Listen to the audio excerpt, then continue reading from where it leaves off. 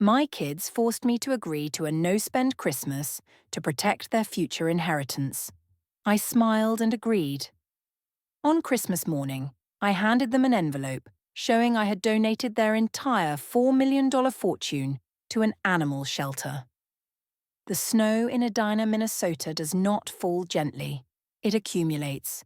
It builds up on the eaves of the houses and buries the driveways in a thick white silence that muffles the rest of the world. For most people, winter is a burden. It is a season of shoveling, of scraping ice off windshields and complaining about the heating bill. But for me, Arthur Higgins, the snow means only one thing. It means Christmas is coming. I am 78 years old. My knees creak when I climb the stairs, and I sometimes forget where I put my reading glasses. But my hands are as steady as they were when I founded Higgins Heavy Machinery 40 years ago. And on this particular Tuesday in mid-November, my hands were busy. I was in my basement workshop. The air smelled of cedar sawdust, linseed oil, and the peppermint tea that was steaming on my workbench. I was applying the final coat of paint to the trim of a Victorian dollhouse. This was not a kit bought from a store. This was a masterpiece. I had spent 6 months building it from scratch. It had working lights, real miniature shingles made of red oak, and tiny hand-turned banisters on the staircase. It was for my granddaughter, Lily. She was 7 years old, and she still believed in magic. I hummed a bar of Silent Night as I dabbed a microscopic touch of gold leaf onto the front door. My late wife, Mary, used to say that I became a different person in December. She said I turned into a giant elf. She was right. We used to host the biggest parties in the neighborhood. We would string 20,000 lights on the oak trees in the front yard. We would hire a choir. We would donate turkeys to the food bank until the back of my pickup truck was scraping the asphalt. Mary has been gone for 5 years now. The house is too big for just me. The silence in the hallways is sometimes so loud it rings in my ears. But at Christmas, I fill the silence with noise and lights and boxes wrapped in shiny paper. It is the only time of year I feel like she is still here with me, watching from the armchair by the fire. I set the paintbrush down. It was perfect. Lily was going to scream with joy. Just then, the doorbell rang. I frowned. I was not expecting anyone. It was 3 o'clock in the afternoon on a Tuesday. The mail carrier had already come. I wiped my hands on a rag and walked up the stairs. I crossed the marble foyer, my slippers shuffling on the cold floor. I opened the heavy front door. Standing on my porch, shivering in their expensive wool coats, were my children. David was 45. He was a senior vice president at an investment bank downtown. He wore a suit that cost more than my first car, and he had the perpetually stressed expression of a man who checks the stock market before he checks on his own pulse. Sarah was 42. She was a real estate agent who specialized in luxury properties. She was blonde, perfectly manicured, and holding a designer handbag like a shield. "David? Sarah?" I asked, surprised. "What are you doing here?" "Is everything all right? Is it the grandkids?" Panic flared in my chest. They never visited on a Tuesday. They barely visited on holidays unless I promised a catered meal. "Can we come in, Dad?" David asked. His voice was tight. "It is freezing out here." Of course, I said, stepping back. "Come in. Let me take your coats. I can make some coffee. Or I have some eggnog in the fridge." "No eggnog," Sarah said sharply. She walked past me, her heels clicking on the floor. She did not hug me. She did not say hello. She walked straight into the living room and sat down on the formal sofa. David followed her. He was carrying a thick leather briefcase. He closed the front door but did not lock it. "Sit down, Dad," David said. He did not sound like a son talking to his father. He sounded like a banker talking to a delinquent client. I sat in my armchair. I felt suddenly small. The warmth of the workshop, the joy of the dollhouse, it all evaporated. "What is this about?" I asked. David placed the briefcase on the coffee table. He clicked the latches open. The sound was loud in the quiet room. He pulled out a stack of papers, spreadsheets. I recognized the logo on the top of the page. It was my bank. "We need to talk about your spending, Arthur," David said. He used my first name. He never called me Dad when he was angry. "My spending?" I asked. "What about it?" "It is out of control," Sarah chimed in. She picked up a sheet of paper and waved it at me. "Look at this, Dad. Last week, you wrote a check for $5,000 to the Metro Food Bank." "Yes," I said. "It is almost Thanksgiving. They need turkeys. Prices are up this year." "And here," David said, pointing to a line item with a red pen. $3,000 to Sparkle and Shine lighting installers. $3,000, Dad, for Christmas lights. "I am getting the big tree done this year," I said, a defensive tone creeping into my voice. "The neighbours love it. The kids on the school bus slow down to look at it. It brings people joy. It brings you closer to bankruptcy," David snapped. I laughed. It was a nervous laugh. "David, do not be dramatic. I am not near bankruptcy. The machinery company sold for a significant amount. I have a pension. I have investments. I can afford a few lights." "For now," Sarah said ominously. "But you are 78, Dad. You are not bringing in new income. You are burning through the principal. You are hemorrhaging your assets." She caught herself. She had almost said our assets. She had almost said the quiet part out loud.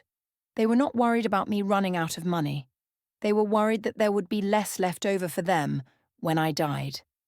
If you have ever had a family member who looks at your bank account like it is their personal waiting room, if you despise people who treat their parents like expiring ATMs rather than human beings, go ahead and subscribe right now, because I am about to show you exactly how to handle ungrateful heirs. But in that moment, sitting in my armchair, I did not feel vengeful. I felt ashamed. "We are concerned, Dad," David said, softening his voice into a fake, patronizing tone. We think you might be losing a step. Mentally." "Excuse me?" I sat up straighter. "This reckless generosity," David said. "It is a symptom. You are giving money away to strangers. You are buying expensive toys. You commissioned a custom dollhouse. I saw the invoice for the materials. Mahogany, gold leaf. That is irrational behaviour." "It is for Lily," I said. "She is my granddaughter." "She is 7, Sarah said. "She would be happy with a plastic house from Walmart. You do not need to spend hundreds of hours and thousands of dollars on something she will break in a week." "I enjoy it," I whispered. "It keeps me busy." "It keeps you spending," David corrected. He leaned forward. He pushed a document across the table toward me. "We have prepared a plan," David said. "A budget for your own protection." I looked at the document. It was titled Financial Oversight Agreement.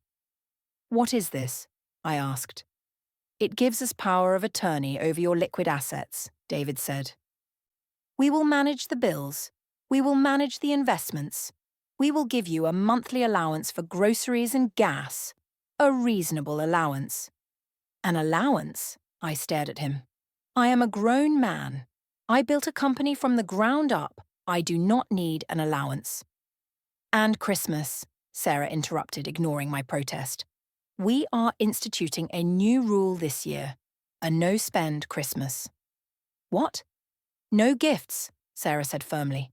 "We are all adults. We do not need anything, and the kids have enough toys. We are going to focus on presents, not presents. It is trendier anyway. Minimalist." "But I have already bought things," I stammered. "I bought the bikes for the boys. I bought the dollhouse materials. I ordered the lights." "Cancel them," David said. "Return them. Get the refunds." "I cannot return the lights," I said. "They are already up on the high branches." "Then tell them not to turn them on," David said. "Save the electricity bill." I looked from David to Sarah. Their faces were hard. Their eyes were cold. There was no love there. There was only calculation. "And if I refuse?" I asked. David sighed. He looked at Sarah. "Dad," David said slowly, "if you refuse, we are going to have to file for a competency hearing. We have the records of your spending. We have the erratic behaviour. If we go to a judge, they will likely declare you unfit to manage your own finances. It will be public. It will be embarrassing. We do not want to do that to you." It was blackmail. Pure and simple. They were threatening to drag my name through the mud, to label me as senile in front of my friends and community, just to get their hands on the checkbook a few years early. I felt a tear leak out of my eye. I wiped it away quickly. I would not let them see me cry. "You want me to stop spending," I said. "We want you to be responsible," Sarah said. "We want you to save. For the future." "For your future," I thought. "Fine," I said, my voice was hollow. "I will sign." "We need the credit cards too," David said, "just to be safe." I reached into my wallet. I took out my platinum card. I took out my debit card. I handed them to my son. "Good," David said. He stood up. He buttoned his expensive jacket. "This is a relief, Dad. You will see. It is less stress for you. You can just relax." "Yes," Sarah said, standing up. "Relax. Watch TV. Stop trying to be Santa Claus. It is embarrassing." They left. They walked out with my financial freedom in their pockets. They left me sitting in the silence of the big, cold house. I went back down to the basement. I looked at the dollhouse. The gold leaf was dry. It shone under the workshop lights. I turned off the lights. I went upstairs to bed at 6 o'clock in the evening because I did not have the heart to make dinner. I thought that was the bottom. I thought that was the worst of it. I was wrong. The next day, Wednesday, I was sitting in the kitchen drinking black coffee. I was trying to figure out how to call the lighting company and cancel the display without bursting into tears. I saw a car pull into the driveway. It was Sarah's Range Rover. My heart lifted for a second. Maybe she had come to apologize. Maybe she had realized she was too harsh. Maybe she was bringing back the credit card so I could buy a turkey. I walked to the front window. Sarah did not come to the front door. She popped the trunk of her car. She walked around to the side of the house toward the basement bulkhead doors. I had given her a key to the house years ago, for emergencies. I watched, confused. She opened the bulkhead doors. She disappeared into the basement. A minute later, she emerged. She was carrying something large and awkward. She was carrying the dollhouse. My breath caught in my throat. She was struggling with it. It was heavy, made of solid wood. She bumped it against the metal door frame. I heard a crack. A piece of the delicate porch railing snapped off and fell into the snow. She didn't stop. She dragged it to her car. She shoved it into the back of the Range Rover. She slammed the hatch. I opened the front door. I ran out onto the porch, forgetting my coat. "Sarah!" I yelled. "Sarah, what are you doing?" She looked up. She didn't look guilty. She looked annoyed. "Dad, go back inside. It is freezing," she yelled back. "That is Lily's house," I shouted. "I am not finished with it. The paint is still curing." "I am returning it," she said. "Returning it?" I ran down the steps, slipping on the ice in my slippers. "You cannot return it. I built it. It is raw materials." "I know," she said, opening her driver's side door. "I called the lumber yard. They said if the wood is unpainted, they will take it back for a partial refund. I am going to strip the paint, or I will sell it on Facebook Marketplace. Someone will pay a few $100 for it." "A few hundred?" I gasped. "I put months of my life into that." "It is an heirloom." "It is clutter, Dad," Sarah snapped. "Lily does not have room for this thing in her bedroom. It is huge. It is a dust magnet. And frankly, it is creepy. Old men making dollhouses? It is weird." "I made it with love," I whispered. "Love doesn't pay the nursing home bills, Dad," she said. "We need the cash back in the estate. Every dollar counts." She got into the car. She started the engine. I stood in the driveway in my pajamas and slippers, shivering violently. "Sarah, please," I begged. "Please don't take it. It is for Christmas." "There is no Christmas this year, Dad," she said through the window. "Remember, we are saving money." She put the car in reverse. She backed out of the driveway. I watched her go. I watched the back of the Range Rover disappear around the corner. I looked down at the snow. There, lying near the bulkhead door, was the piece of the porch railing that had snapped off. It was a tiny piece of red oak, painted white, with a microscopic touch of gold leaf. I picked it up. My hand closed around it. Something broke inside me then. It wasn't my heart. My heart had broken the day before. This was something else. This was the tether that bound me to them as a father. The instinct that said protect them, provide for them, forgive them. It snapped just like the railing. They did not care about me. They did not care about my happiness. They did not even care about their own children's joy. They only cared about the number at the bottom of the balance sheet. They wanted me to save money. They wanted me to be responsible. They wanted to ensure that every penny I had earned over 50 years of hard labor ended up in their pockets. I looked at the big empty house. I looked at the grey sky. "Okay," I said to the cold air. "Okay." My shivering stopped. A strange hot calm washed over me. "You want me to save the money?" I whispered. "I will save it." I turned around and walked back into the house. I went to my study. I opened the bottom drawer of my desk, the one they hadn't looked in because it was locked. I pulled out a spare checkbook. A checkbook from an account they didn't know about, my old business operating account. It didn't have much in it, maybe a few $1,000s, but it was enough for a retainer. Then I pulled out my address book. I turned to the letter A. Abernathy, Frank, attorney at law. Frank was my oldest friend. We played poker every Thursday. He was a shark in a cheap suit, and he hated my children almost as much as he loved a good cigar. I picked up the phone. "Frank," I said when he answered. "Artie." He sounded surprised. "Is everything okay? You sound different." "I need an appointment," I said. "Today, immediately." "What is going on?" "I need to make a withdrawal," I said. "A big one." "How big?" "Everything," I said. $4 million. "Artie, slow down," Frank said. "What are you doing?"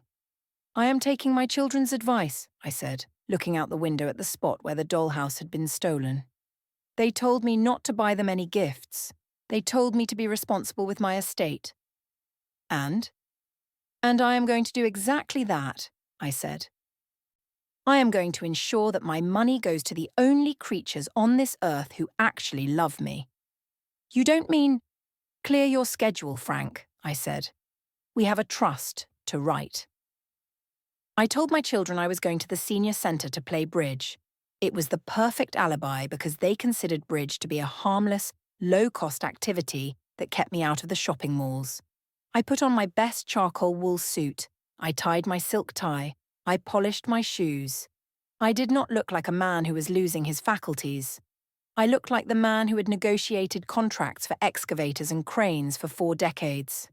I drove my Buick past the senior centre and kept going. I drove straight to the brick building on 4th Street, where the law firm of Abernathy and Associates occupied the 2nd floor. Mr. Frank Abernathy was waiting for me. Frank was short, round, and had a mustache that looked like a push broom. He was also the sharpest legal mind in Minneapolis. I sat in his leather chair. I told him everything. I told him about the intervention. I told him about the power of attorney they had bullied me into signing, which, thankfully, I hadn't notarized yet, though they didn't realize that made it invalid. I told him about the no-spend Christmas, and then I told him about the dollhouse. When I described Sarah dragging the unfinished house through the snow, breaking the railing I had gold-leafed by hand, Frank's face turned a shade of purple I had never seen before. He slammed his fist onto his mahogany desk. "That is monstrous," Frank growled. "She took it to sell for scrap? It is not even worth $50 as lumber." "It was worth $1 million in sentiment." "They do not value sentiment, Frank," I said quietly. "They value liquidity." "So," Frank leaned back, tenting his fingers, "you want to restructure? You want to cut them out?" "I want to malicious compliance them out," I corrected. "They want me to save money. They want me to stop wasting my estate on frivolous things like Christmas joy. They want the capital preserved. And you want to move it," Frank guessed. All of it, I said. Every stock, every bond, the mutual funds, the cash reserves. I want to liquidate the portfolio. It should come to roughly $4 million. Frank whistled low. That is a heavy tax hit, Artie. I don't care about the taxes, I said. I care about the destination.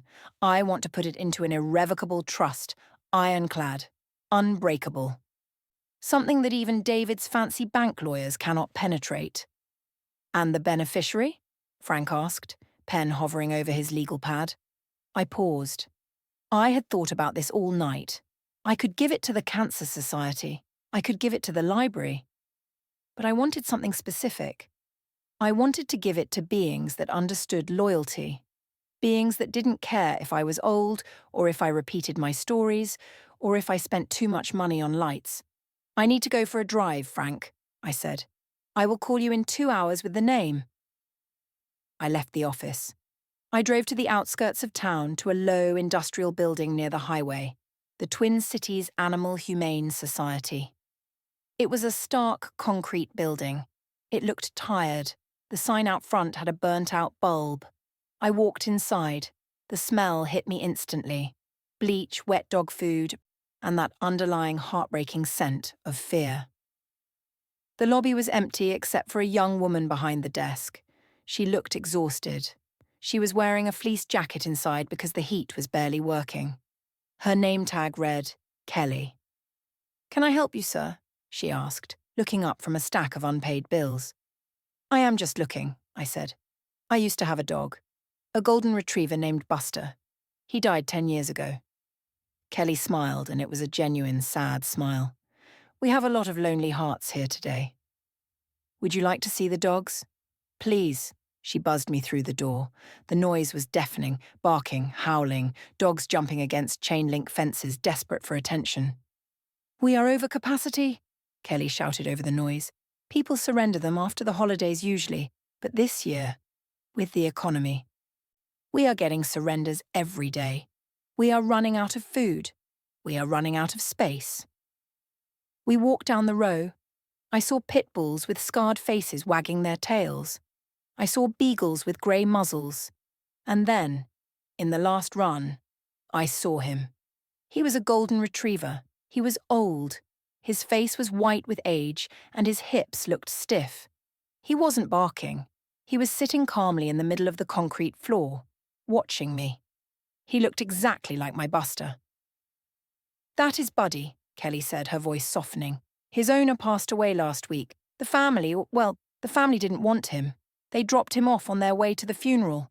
Said he was too much trouble, too expensive to feed." My heart stopped. The family didn't want him. He was too expensive. He was a burden. I knelt down. I put my hand against the wire mesh. Buddy stood up slowly. He walked over. He didn't jump. He just pressed his forehead against my fingers and let out a long, shuddering sigh. I looked into his eyes. They were warm, amber pools of unconditional love. He didn't care about my bank account. He didn't care about my inheritance. He just wanted to be touched. He just wanted to be known. If you have ever felt more love from a four-legged friend than from your own flesh and blood, if you are sick of people who discard living things like trash when they become inconvenient, hit that like button right now. Because I was looking at this dog, and I realized that he and I were in the exact same boat. We were both discarded by families who thought we cost too much. "I will take him," I said. Kelly blinked. "You want to adopt Buddy?" "Yes," I said. "But I want to do more than that." I stood up. I brushed the dust off my suit knees. "Kelly," I said, "what would it take to fix this place up, to fix the heat, to expand the runs, to make sure no dog is ever turned away because of costs?" Kelly laughed, a bitter, tired sound. "Oh, mister, I don't know, millions. We need a new HVAC system alone that costs $50,000. We are surviving on pennies here." "I see," I said. I reached into my pocket and pulled out my business card. I handed it to her. "My name is Arthur Higgins," I said. "I am going to have my lawyer contact you this afternoon.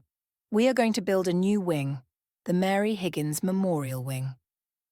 I don't understand," Kelly stammered. You will, I said. I am adopting Buddy today. And I am adopting this shelter. I drove back to Frank's office with Buddy in the passenger seat of my Buick. He sat up, looking out the window, his tail thumping against the leather. I walked into Frank's office. The Twin Cities Animal Humane Society, I said. Frank grinned. He started typing. And Frank, I added, I want the trust to be specific. $4 million, to be used for capital improvements, veterinary care, and operating costs. And I want a stipulation that the facility must remain a no-kill shelter in perpetuity. Done, Frank said. When do we move the money? Now, I said, but quietly. David and Sarah have access to check the balances of my checking accounts, but they don't have the login for the brokerage yet. I forgot the password when they asked for it. They are waiting for the paper statement at the end of the month. Risky, Frank noted. If they check the mail, I will intercept the mail, I said. The transfer needs to happen immediately, but the notification, the legal paperwork, I want that prepared for delivery on a specific date. Which date? Frank asked. December 25th, I said. Christmas morning. Frank looked at me over his glasses. You are going to serve them the news that they are disinherited on Christmas morning? They wanted a no-spend Christmas, I said, stroking Buddy's soft ears. I am going to give them the greatest savings of their lives. The next 4 weeks were a masterclass in deception. I had to play the part of the chastised, obedient father. David and Sarah checked in on me constantly. They didn't visit, of course. That would require effort. They texted. They called to interrogate me about my day. Did you go to the store today, Dad? David would text. No, just the library, I would reply. Good. Remember, no unnecessary driving. Gas is expensive. They monitored my checking account like hawks. They saw that I bought dog food. I told them I was dog-sitting for a neighbour to make a little extra cash. They actually praised me for that. That is great, Dad, Sarah said on the phone. Finally contributing. Every little bit helps the estate. They had no idea that the dog sleeping at the foot of my bed was the new owner of their inheritance. I cancelled the Christmas lights. The house sat dark and gloomy on the hill, the only house on the street without a single bulb lit. It hurt me to see it. It felt like the spirit of the house had died. I cancelled the turkey order. I cancelled the choir. I sat in the dark living room with Buddy, eating soup while the snow piled up outside, but inside I was burning with a secret fire. Every time David made a snide comment about my budget, I smiled. Every time Sarah bragged about how much money they were saving by not buying gifts, I nodded agreeably. You are so right, Sarah, I told her one afternoon when she stopped by to inspect the pantry to make sure I wasn't buying name-brand cereal. Material things are fleeting. It is the legacy that matters.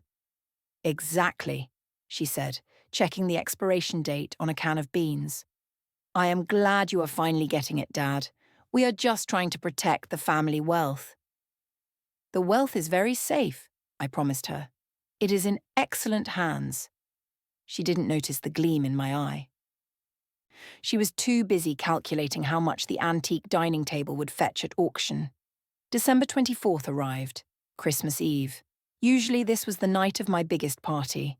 The house would be full of neighbours, friends, and laughter.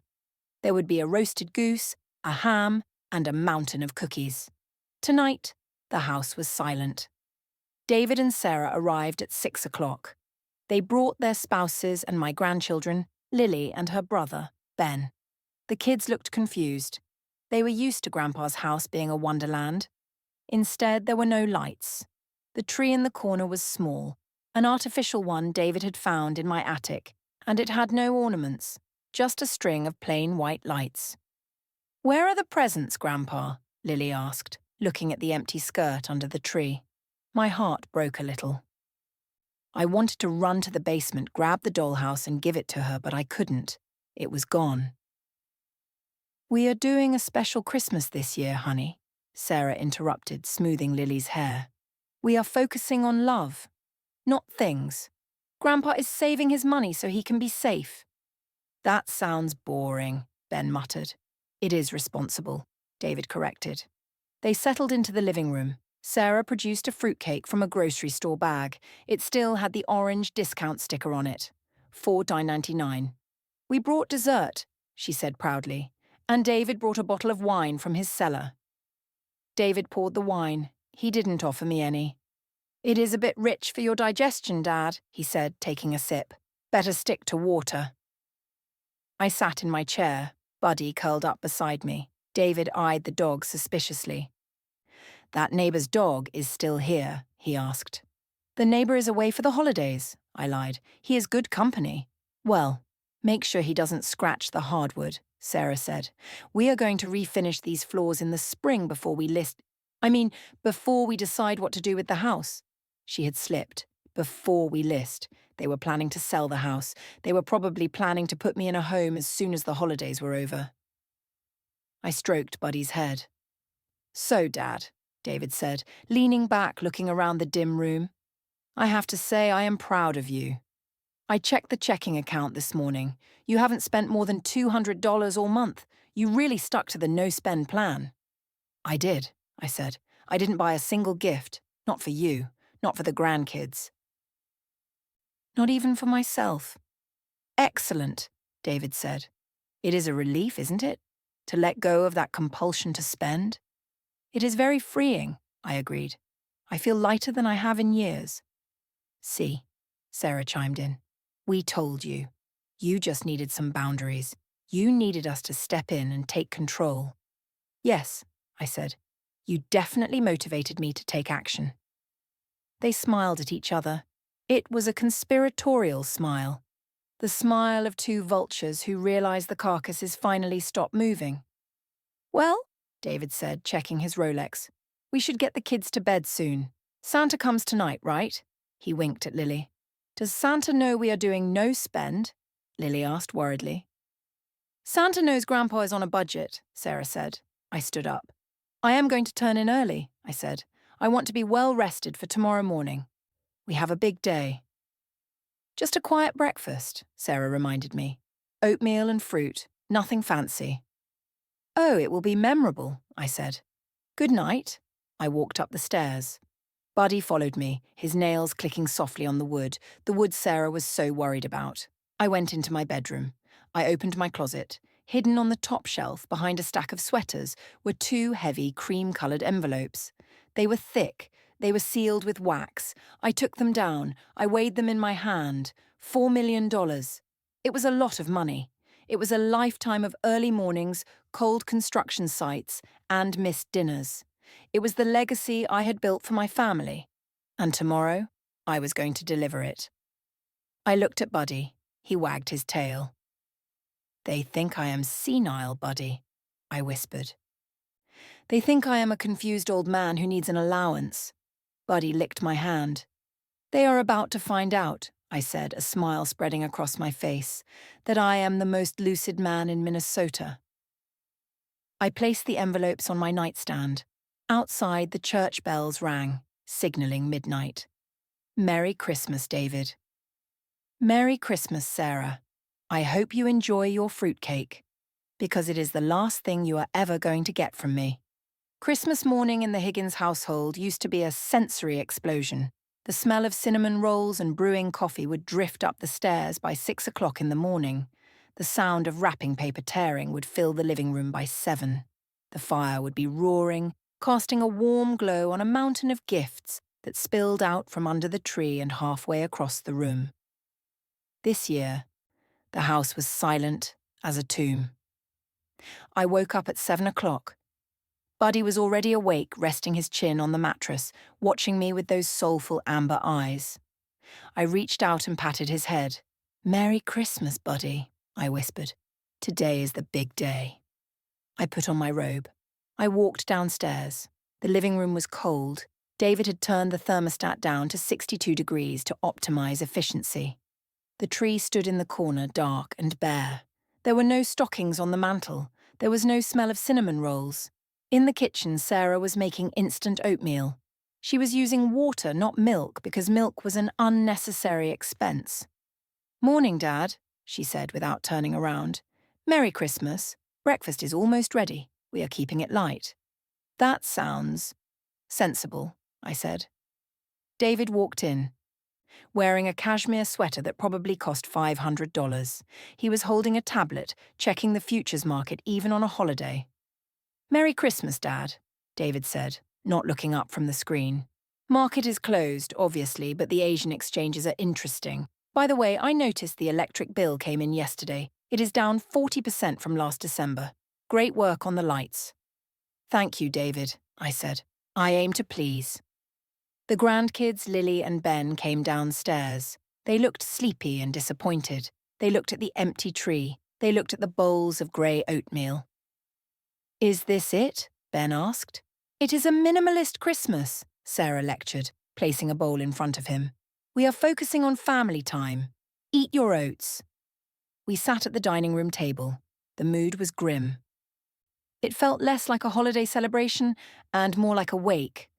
I ate 2 spoonfuls of the tasteless oatmeal. Then I cleared my throat.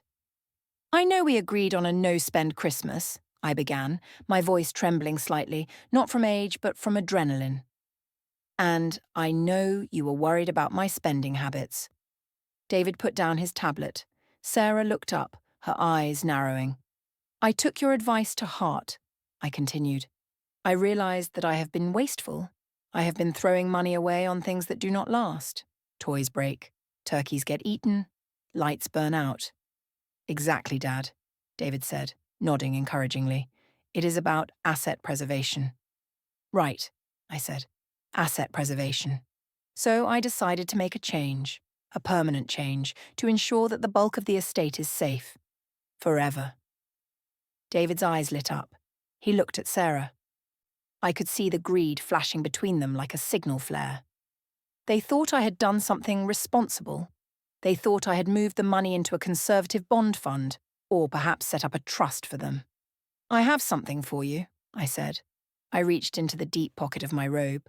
I pulled out the 2 thick cream-coloured envelopes. "I know we said no gifts," I said. "But well, this isn't really a gift. It is a notification of a transaction." I handed one envelope to David. I handed the other to Sarah. They took them eagerly.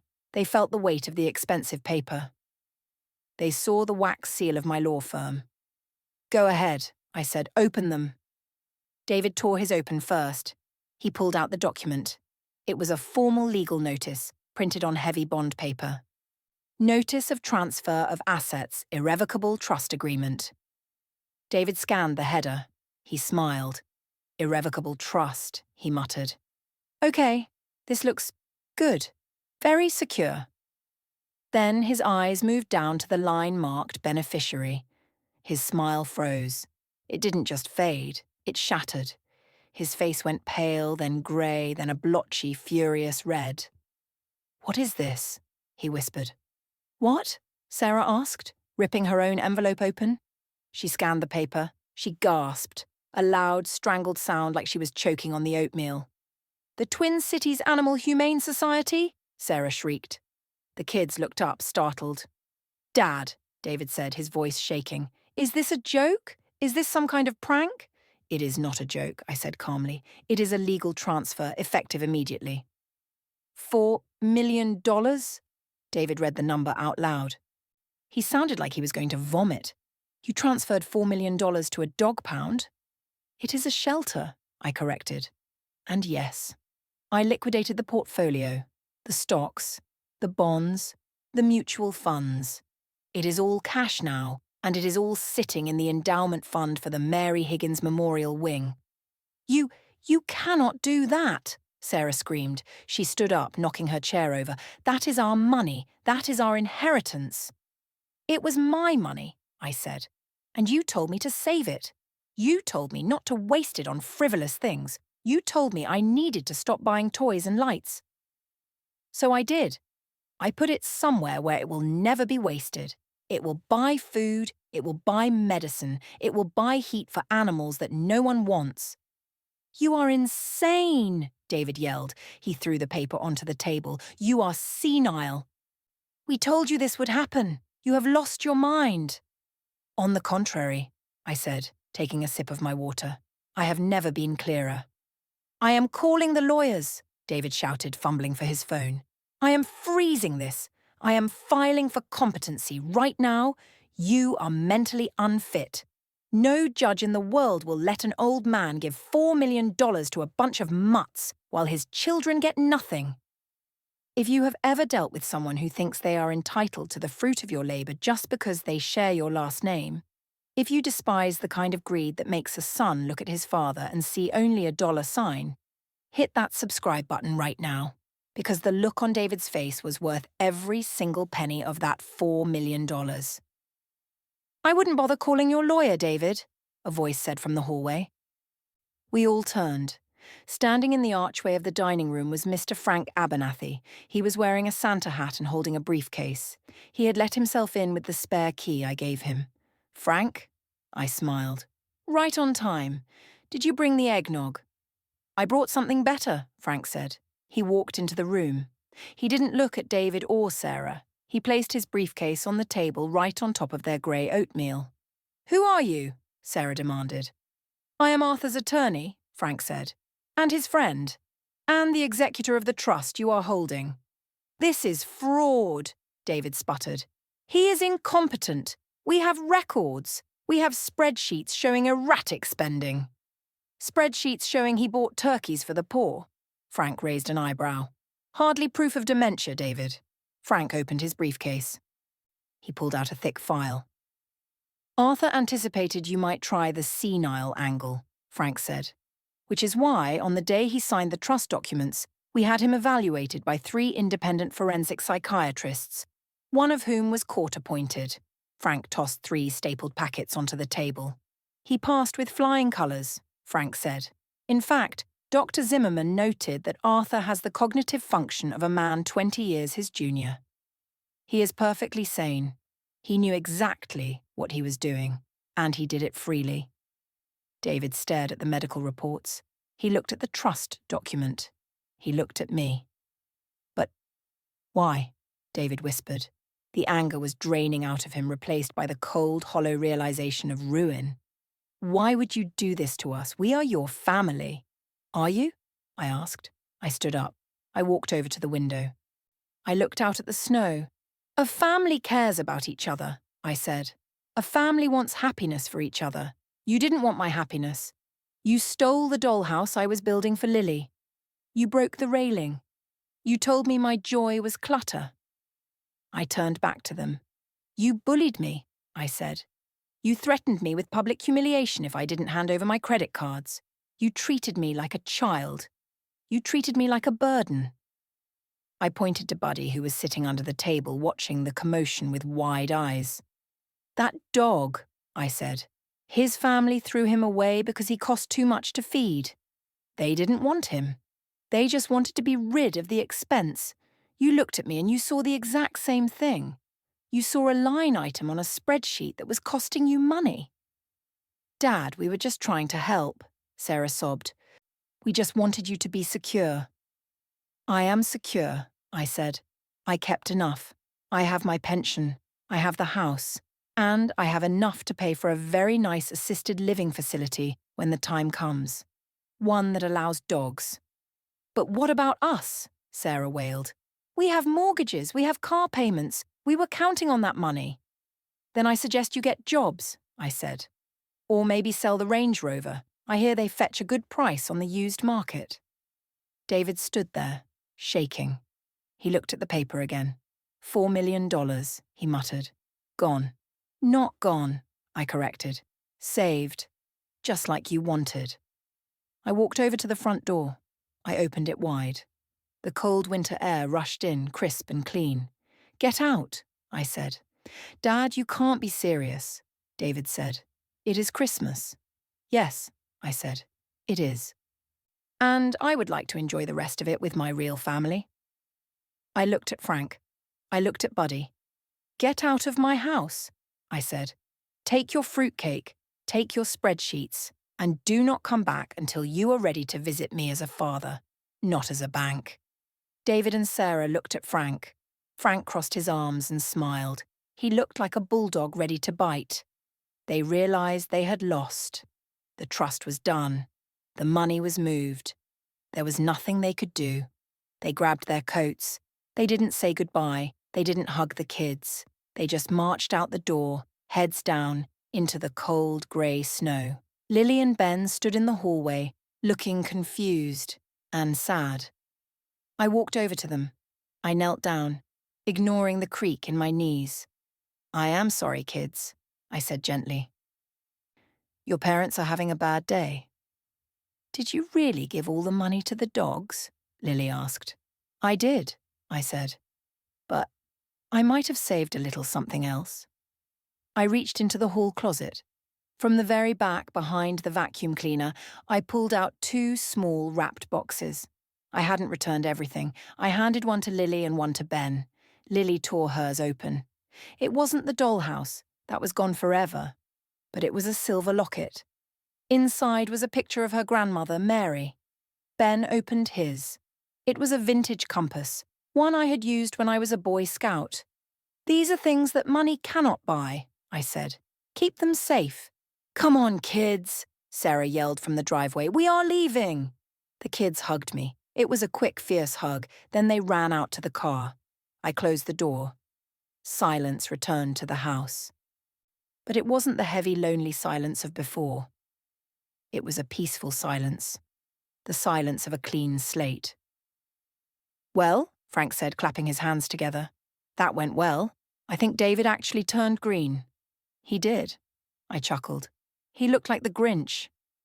"I brought the real eggnog," Frank said, lifting his briefcase again. "And a bottle of bourbon." "You are a good man, Frank," I said. I walked into the living room. I turned the thermostat up to 72 degrees. Then I went to the window. I plugged in the extension cord I had hidden behind the drapes. Outside, on the big oak tree in the front yard, 5,000 lights flickered to life. I hadn't cancelled the installation. I had just told them to put it on a different circuit. The tree blazed with colour, red, green, gold.